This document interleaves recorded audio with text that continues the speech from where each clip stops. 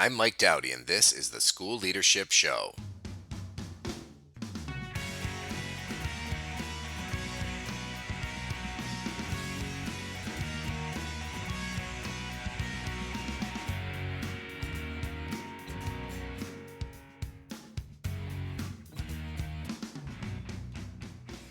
In this episode, I interview Tim Bowman, a teacher, author, and entrepreneur from Australia. In addition to having the best accent of anyone I've interviewed yet, Tim has a great deal to share from a teacher's perspective. His book, Forget Being the Favorite 88 Ideas on Teaching Differently, is destined to become one of the most important and useful books for helping teachers improve their craft. We talk about some of the highest leverage strategies teachers can use and how to support that work from an administrator's perspective. I learned a ton from Tim, and I really enjoyed our conversation. Tim is also the founder of Class Creator, a software program designed to help schools with one of the most unpleasant tasks that leaders face, creating balanced class lists. You can learn more about Class Creator and Tim's work at their website, classcreator.io. You can also reach Tim directly by email at tim@classcreator.io. Enjoy this interview with Tim Bowman.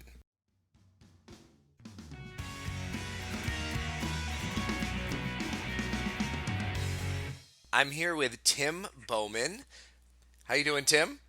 Yeah, very well. Thanks very much for having me. And you can tell by Tim's fabulous accent that he's not from around these parts. Tim, I think you have, well, I know you have the record so far on this podcast for us being the farthest apart during the interview. Well, I think as an Australian, the appropriate response for that would be crikey. So, that's pretty exciting. That's perfect. So, Tim, you want to tell folks a little bit about your background and what you've been working on, and then we'll kind of get into talking about your book. Yeah, definitely. So, my name's Tim Bowman. I'm a teacher in Melbourne, Australia. So, I started out as a primary school teacher. Originally, I actually didn't get into teaching, so that's kind of an interesting story. I wasn't I didn't get into teaching in university, and I had to kind of weasel my way in through the back door by getting people to be references for me. Um, and I ended up in teaching because my parents kind of pushed me into it. I was very reluctant to get into it as a career. But once I started, I was in a primary school as a PE teacher, and I absolutely loved it. I just think it's just the best profession to be in. So I worked in Australia for 2 years as a PE teacher, and then I went over to Hong Kong, and I worked there in a local school. So the local school I was at there, basically the kids spoke very little English. They were in very big class sizes of up to 40. I was teaching early years, which is something I wasn't used to. So that was a really, really steep learning curve for me to learn how to teach and engage students.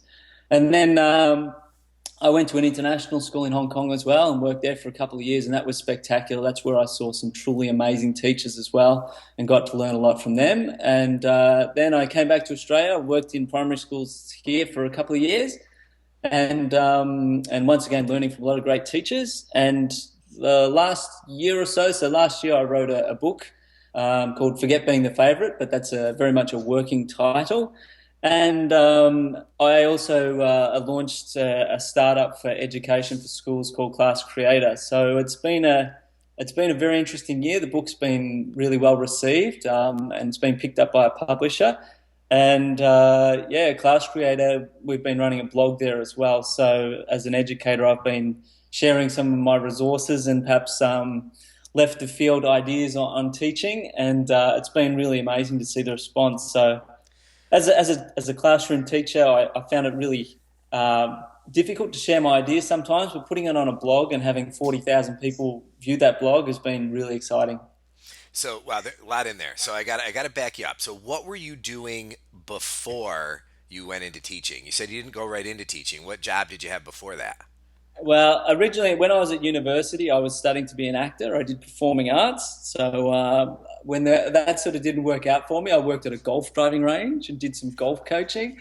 And yeah, then I did a bit of volunteer work at a children's hospital as well. And then I kind of found my way into teaching that way. Very I cool. love it. So I want to talk about your blog and about Class Creator. But so which came first? Class creator, really. So I was at a school and we had to make classes, and I thought that there really has to be a better way to do this. So I looked around for one. I couldn't find a better way. So we sort of teamed up with some developers and mathematicians, and we came up with a better way. And what does the software do? So basically, we tried to build it around how schools make their classes already. So we spoke to a lot of schools all over the world. Basically, a school sets up their school online. They send out surveys to the teachers, and they get feedback on from the teachers on the current students. So behaviour, academics, special needs, ESL, any kids that should be separated, paired together. Yeah, they can make notes about the kids, all the sort of things that you normally do when making your classes for the next year. And then our algorithm actually uses what I call teacher logic to make those classes and generates the classes automatically. But we also know that schools need to edit those classes to tweak things. So we've made it so schools can drag and drop and edit the kids around. They get alerts if these two kids shouldn't be together and they're placed together accidentally. So it saves a lot of time and a lot of mistakes in schools. Well, I got to tell you, I spent about 10 years as an elementary school principal, and more hand wringing went into creating those class lists than I'm sure you know. And it was quite an ordeal that we used to go through every spring trying to get ready for the fall. Yeah, yeah, absolutely. And I think this is just like this is one of I think I've probably got about five ideas of ways that I think that we could be more efficient in education by using technology for things like this. So hopefully it's just the beginning. So, if people want to learn more about the Class Creator software, where can they go? Our website is classcreator.io. So yeah, Okay. if you swing by there, you can check it out. All right, now let's talk about this blog that you have going. Yep. And one of the things that I've tried to uh, at least aim for in this podcast is practical tips for people. So, something, my goal every episode is so that people come away with something actionable, something they can do to help improve their practice. And I feel like you're a kindred spirit with your blog. If you want to talk a little bit about what kind of things you tackle, what are some of your most popular posts, things like that. Yeah, I like to really think of myself as a classroom practitioner, and I like to keep things as simple as possible but as impactful as possible with my students. So I do a lot of reverse engineering and think, all right, what do I want my students to receive from the lesson, and how's the best way to get there, and a lot of reflection as well. So basically, when I'm doing my posts on the blog, I've got a lot towards teachers and starting to get towards principals as well. Basically, I look for two things in my blog posts. They either need to be entertaining or educational so that they can either have a laugh and get away from things, or that they can take something away and implement it straight away. So I just did one on basically 9 finance tips for teachers. So it's something a little bit different than you'd find on a normal education blog, but thinking about how the teachers can look after themselves sort of financially. And I noticed that you had a podcast recently on something very similar as well. Yes, I've been focusing a lot on kind of health and wellness in general, but Yep. and I think it's a lot of it is common sense, but it's not so common among people. Yeah, People just ab- choose not to do those things. absolutely. Yeah, definitely. So, tell me about the book then. So, the book, did it grow out of blog posts, or is it just solely based on your experience? How did you come to write a book? I guess, and this might be a good answer, but it grew out of frustration. So for me, I had a lot of student teachers coming through, and I was really frustrated that student teachers and young teachers weren't learning what I thought they needed to learn in university. I thought they were coming away with a lot of theory and not quite the practical things that they need to know. And so I sort of basically I started creating a Google Doc of things that I thought teachers needed to know. And then I shared that with some graduate teachers, and they actually sort of said, "Hey, you should write this as a book." So I launched it as a Kickstarter campaign, and I got some great support from Professor John Hattie. And when that support sort of came my way, I just couldn't believe it and thought, well, this is something I've really got to do. That was pretty cool when you sent me a bit of the book to look at, and the foreword by John Hattie. That's pretty impressive. Yeah, I didn't wipe the grin off my face for about 3 weeks after receiving that email. So it was very, very exciting. So a lot of the folks, who listen to the podcast are either aspiring school administrators or practicing school administrators. And a big part of that job is doing teacher observations and trying to give feedback to teachers to help them improve their practice. And when you think about what you included in your book and some of those things that were in that original Google Doc, what are some of the suggestions that you find yourself making to novice teachers over and over again?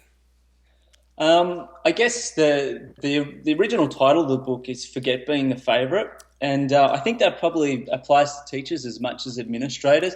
For probably the first 5 years of my teaching career, I wanted to be the favorite of the students, and so that was sort of my motivating force. And then about 5 years in, I sort of changed over to, instead of wanting to be the favorite teacher, to be the best teacher. And I think the difference is there. It's really easy to be the favorite teacher, the teacher that gives the kids free time and chocolate, I would say. Whereas to be the best, you're the teacher that the kids trust, that they respect, that they listen to, that they mightn't always like, but that they really look up to. And for me, that's really the base that you should build from. Well, and I think about I probably do 30 or so teacher observations a year, even though I'm not a principal anymore. And I know my principal friends are doing hundreds a year of observations of their teachers. And I find I make a lot of the same comments over and over again. Well, one of them is you need to build more movement into your lessons. Yep. And do you find that particularly with pre-service folks? Absolutely. So I think there's student movement and teacher movement. So uh, I really think it'd be an investment from an education department to buy every teacher Fitbits, and to because so with some colleagues we had Fitbits, and we have a competition during the work week who can do the most steps, and it's a great way to get teachers moving during the class, a bit of a motivator. Because no matter what, if you ask a bunch of 30 kids what makes a good teacher, I would guarantee one would say one that moves around the classroom and doesn't just sit at their desk. Um, and I think the same goes for getting kids moving. I know that in another of your podcasts, it was about health for students and for teachers. And I think getting kids outside, getting their brains activated by movement, by getting some fresh air is something that's so integral. But I've heard so many teachers, particularly young teachers, say, I would love to do this. But if I take my kids outside, I'm going to be frowned upon by administration, or I'm going to be frowned upon by other teachers for being frivolous with my kids' learning time. So I think to explicitly let the teachers know that you understand what they're doing and that they're activating their kids is probably a good thing to do. And you mentioned respect when we first started talking about this, and when you walk into a classroom, it's one of those things where it's almost palpable. You can kind of feel the extent to which the students respect the teacher and respond to the teacher. And I can imagine some administrators giving feedback like, you need to make sure that the students respect you more, which is Yep. the worst kind of feedback ever. But how would you, if you were counseling one of your colleagues on that kind of thing, like you had walked into this teacher's classroom and you could just feel like it was on the edge of which way is this going to go with the kids, and how would you counsel that teacher to help build respect with the students? Yeah, I think trying to keep things simple, as I always do, I think I come back to the four F's, I call them. So the four F's to me are firm, fair, friendly, and feedback. And I think if you've got those things in your classroom, that's a really good starting place. So as far as firm, I think that means it's a fine line between kind of being too strict and being a bully in a classroom, but you obviously want to avoid that, but you do want to follow through on what you say. So for me, I think a really quick example of that is teachers that say, shh. If you go into a classroom and you observe a teacher and they say, shh, and the kids don't listen and then they say it maybe 10 times in the next 10 minutes, then I think it's time to talk to that teacher about really following through and setting the expectation that when you ask the kids for their attention, that they're going to give it, and to sort of make sure you build that level of high expectation into the teachers, and that to sort of find the fairness, basically, to make sure that you're treating kids equally in your classroom. And a lot of the time, I think the best way to do that is by feedback. So with my students, what I'd actually do is I'd send out an anonymous Google survey, and I would say, look, who's the teacher's pet? Who do you feel I'm not treating fairly?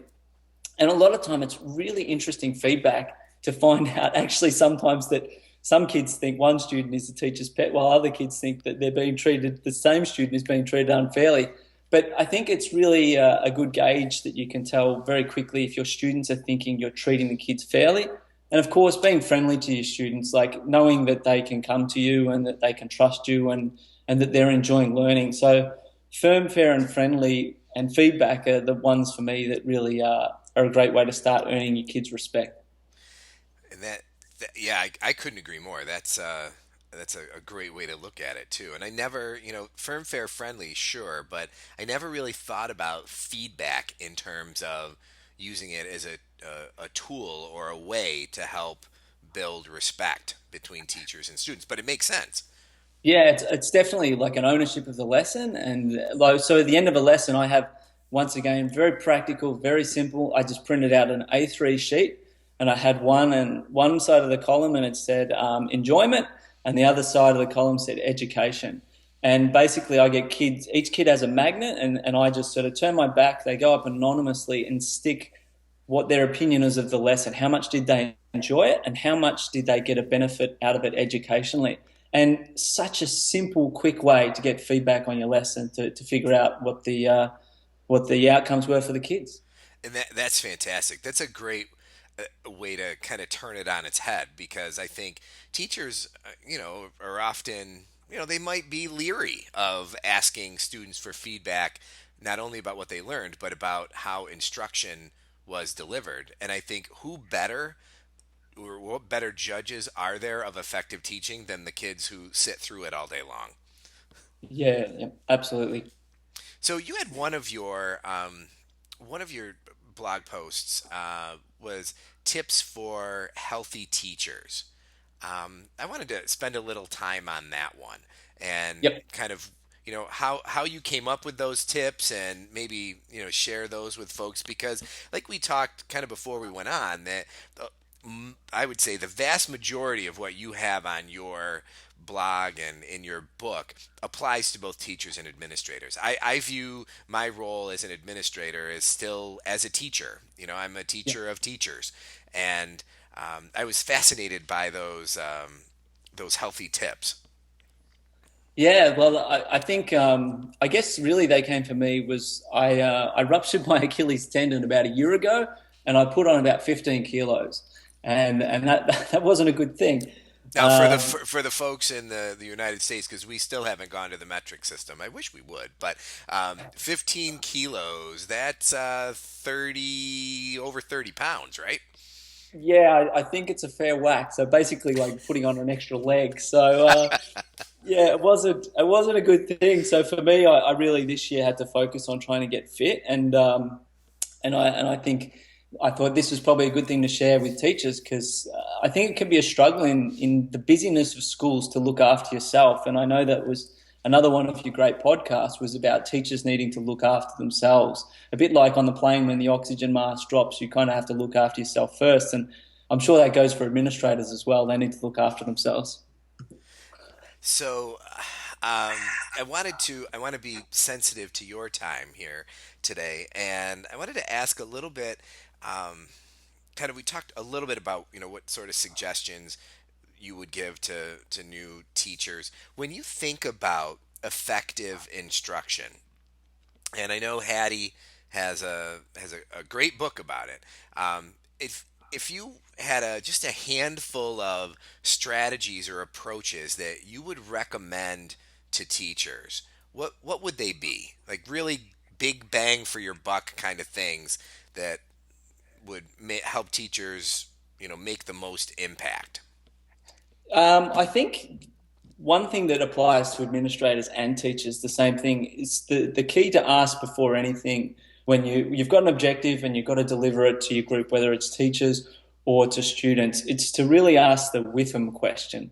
And that one's used in business a lot. And basically, WIFM is what's in it for me. And if you really can figure out what would be the benefit of someone paying attention to your lesson or to your staff meeting, and you can translate that to your audience, then you're far more likely to have them engaged in your lesson. So I use that with my students. I might say, we're looking at persuasive writing, and the reason why we're doing that is because if you want a phone for your 13th birthday, if you understand persuasion, then you're far more likely to get that from your parents. Or we need a new whiteboard in the classroom, and for us to achieve that so that we can have a better classroom, we have to be able to persuade our assistant principal that we need this whiteboard. So to get the staff or the students buy-in, I think is something that can be overlooked when we have a captive audience in a classroom or a staff meeting. They can't go anywhere. And we sometimes forget that if they don't buy in, the outcome's going to be far less. I love it. And I remember as a high school math teacher, kids always asking, "When am I ever going to need to use this?" Yeah. And as a teacher, if you can have that question answered before they ask it, you're definitely in a better place. Absolutely. I think one part where people sort of fall down on that is there's two parts. They could say, well, it's going to be on the test, and that's not going to motivate half the class. It has to be a better reason than that. The other thing would be to say you're going to need it for your job, and that's going to be in 20 years or whatever. So I think it's like how many people actually think about their superannuation, or I think it's your 401k. How many people actually take action about that now? Not many, because it's so far away. So we need to bring that motivation really forward to the kids. Yeah, it makes complete sense. And just but trying to get folks to think in those terms can be challenging, particularly if they're not, using a standards based or backwards design type approach to planning their instruction. Yeah, absolutely, absolutely. Another thing I love is I like to try to make things for teaching, particularly real life lessons. So really trying to link any teaching and learning to real life activities. So like if we were looking at school, we were looking at ratio, for example, or measurement. What actually had is a student brought in their basketball trophy, and so we were looking at their basketball trophy. It was fantastic, and just to raise the question, how tall is this person in the trophy? So then we had to look at, all right, well, how big would a basketball be? And there's different sizes of basketball. So we had to get different basketballs. We had to measure them. We had to think how many basketballs would sort of stack up to the person in the size of this trophy. And then we had to think the person was leaning over. So if we leaned over, what would the ratio be as if we were standing up? So to really try and make the lessons engaging and authentic while still trying to meet your standards, I think is a key thing. Absolutely. And I've had conversations with a couple people lately about thinking about curriculum development and how typically in teacher preparation, teachers don't learn really how to write assessments or how to write good curriculum. And but yet that's something that we typically expect teachers to do is to, okay, in the summertime we need to update the social studies curriculum for 5th grade. So okay, you 5th grade teachers get together and write the curriculum when they may or may not have any experience doing that kind of work. Have you noticed that in in your work? Absolutely, and I think I'm like I completely agree with that from the point of view as a teacher that many times has been felt like they're kind of cast adrift with a job to do. Can you complete this? And I think now we're lucky in some ways that we can look online for the resources that might be able to help us do that. But that's been always one thing that's terrified me about moving into leadership. In a lot of ways, it feels like you'll be taking on a whole new job and starting again being a school administrator and kind of hoping that there's people and systems that are going to support you to do that. But it does seem like a big leap. So I think that's something to keep in mind. And it definitely, and I would say, for folks who are considering it is a different job. Just because you are a fantastic quarterback on a football team. Oh, you don't. Let's see. Should we keep it Australian football? There's no quarterback in Australian rules football, though, is there? But you guys are everywhere. My brother lives in Seattle, so I've got some idea. Okay, so just because you're a good quarterback doesn't necessarily make mean that you're going to be a good coach later on. So while I think there is some overlap in terms of skill, there are also things that you aren't expected to know or do as a teacher that you will need to do as an administrator. And I think that's the job of those administrator preparation programs, is to help people bridge that gap, because the best teachers don't always make the best administrators, and vice versa. Yeah, yeah, absolutely. Now, I wanted to ask you. I'm going to totally shift gears on you a little bit, because you've listened to some of the podcast episodes that I've done, and I appreciate that, by the way. And I wanted to ask you if you had any tips or tricks or hacks for personal productivity. I mean, you have a lot going on with the blog, with the software, the book, teaching. How do you keep all of those balls in the air? Is there anything in particular that you've found to be effective for your own personal productivity? Yeah, because productivity for me has always been a struggle. Like definitely an attention deficit disorder kind of person. So any bright shiny things, I'm going to be distracted by them. And so I think that's probably why I've got so many projects on the go at the moment. But for me, a lot of it comes back to Timothy Ferriss, is the author of the 4 Hour Work Week, and he had some really great suggestions. So something that I implement is basically I have a post-it note, and before I turn on my computer or before I start my day, I list maybe 3 things that are mission critical for my day. And if I complete those 3 things, then I know I've had a successful day, and focusing on keeping those in mind.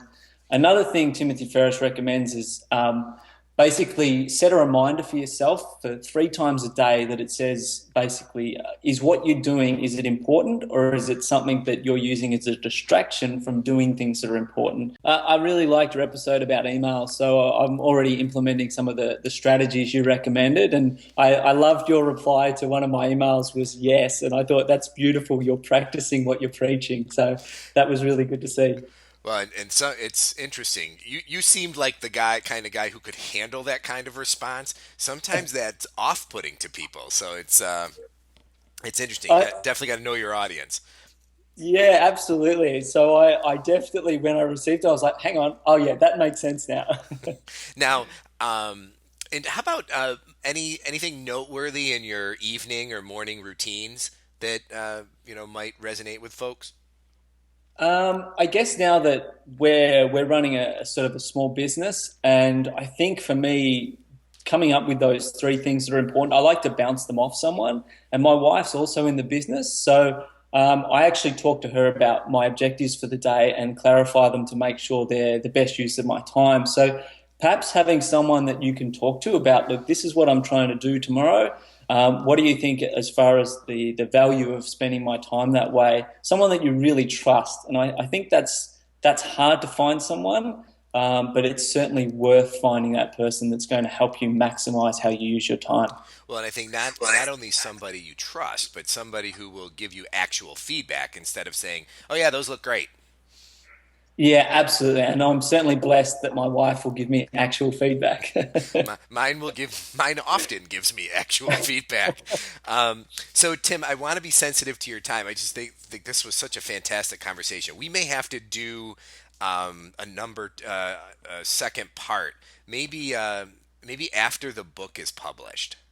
Yeah, that'd be fantastic. I'd love that. That would be really cool. So before we sign off here, how can folks learn more about you and your work or get in touch with you? Yeah, so I love speaking to educators. So whether it's about class creation and student placement, or whether it's about teaching or anything to do with education, I just love hearing from people. So the easiest ways to get in touch it would be to email me, tim@classcreator.io, or you could visit our website, which is classcreator.io. And yeah, I'd love to hear from anyone and their thoughts and feedback. All right, Tim. Thank you very much. This was such a cool interview. I appreciate your time, and I'm sure we'll be connecting again soon. No problem. Thank you very much for your time. And I would encourage all your listeners to check out all the podcasts because I've certainly got a heap of value from listening to your podcast. So thank you very much. Oh, thank you.